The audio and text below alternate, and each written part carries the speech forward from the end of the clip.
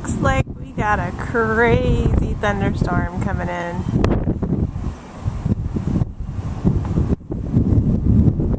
Probably would be smart of me to go back inside.